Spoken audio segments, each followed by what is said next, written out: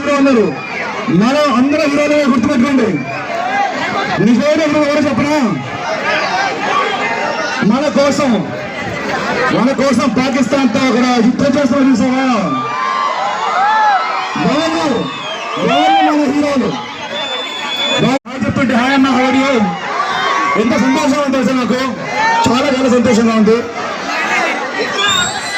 మీకు ఇంకో మాట చెప్పాలి గైస్. ఇగో ఈ పోస్టర్ చూసారా?